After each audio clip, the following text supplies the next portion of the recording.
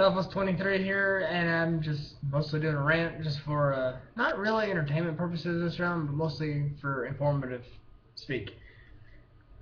I understand that in an average deck of cards, there are an average of 54 cards, unless you get like a double deck or something like that, and then you got what, roughly 108, yeah, 108.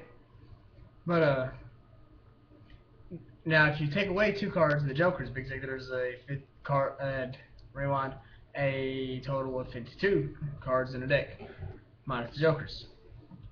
And in deck cards, there are different cards that represent different meanings. Jacks can represent, like, of course, tens, face cards, whatever you want to say. They can also represent young men in love with the queen, or the queen's full of the king. There's all kinds of stories and superstitions behind cards. And no average deck of playing cards, which we'll use. I'm going to use the bicycle jumbo deck for this to better explain it. There is I've always loved the Ace of Spades myself. That's just my card. I love it. And the Ace of Spades right here actually represents the Devil's card. Is what it's known as the Devil's card in mythology, and it's also probably the highest card in the entire deck of cards, depending on what game you're playing. It's also known as the Death card, and you can kind of figure out why if you know. Yeah, but what I'm mostly ranting on today is the kings. The kings. Like, what's so special about the kings, right? Well, there are four kings, right?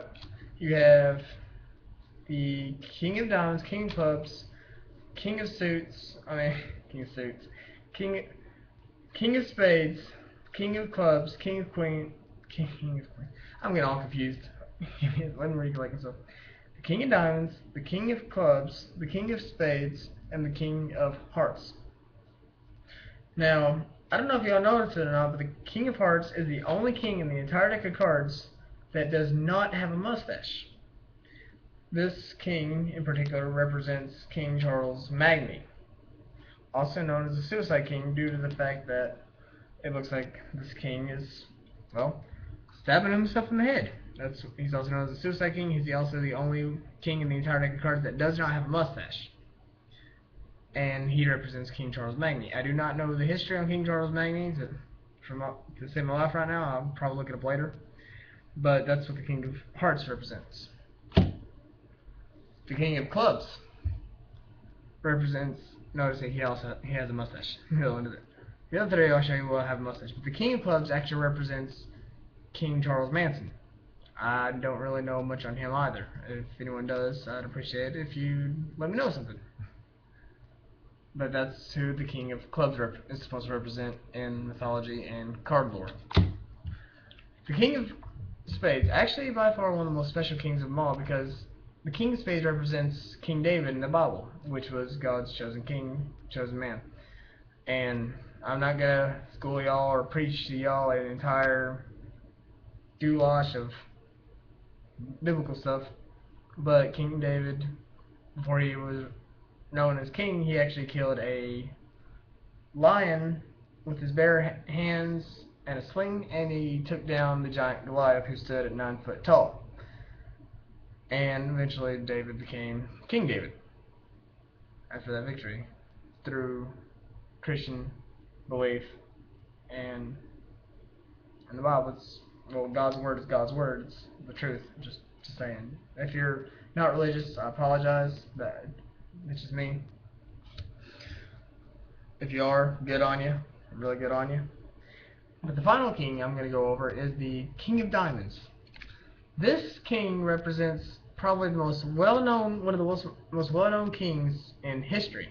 The King of Diamonds is to represent Julius Caesar back in ancient Rome, who for his entertainment had gladiators, people that are on the Colosseums. If they had things against him, he supposedly put him to death through the fighting a lion for everybody's entertainment pleasure. Because back in the old days, they didn't have TV, they didn't have cell phones, they didn't have computers, so they had to find somebody to entertain themselves.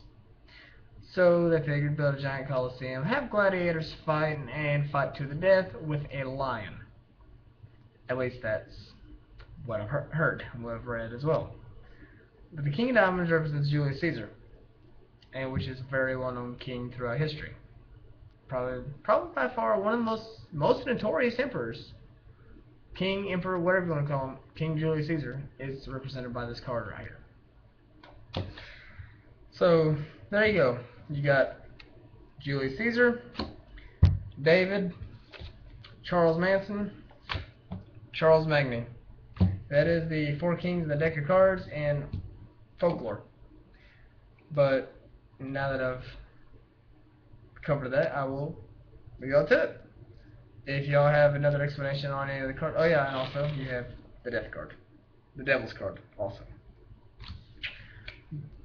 But oh, now I know why the Suicide King, the King of Hearts, is represented, and it looks like he's stabbing himself. As you can tell, it looks like he's stabbing himself right in the back of the head. Which, if you ask me, does not sound very comfortable at all. But love makes people do some really crazy things. It's quite simple. But for real, this time I will leave y'all to whatever y'all can do. Go another channel. Heck, check out Smosh. They're really freaking good. If you're looking for entertainment, Smosh is awesome. As well as PewDiePie, Shane Dawson. Y'all probably don't know these names because they're well known throughout history. Not history, what am I saying? Throughout YouTube. Anyway, I will leave y'all at it. And have a great day.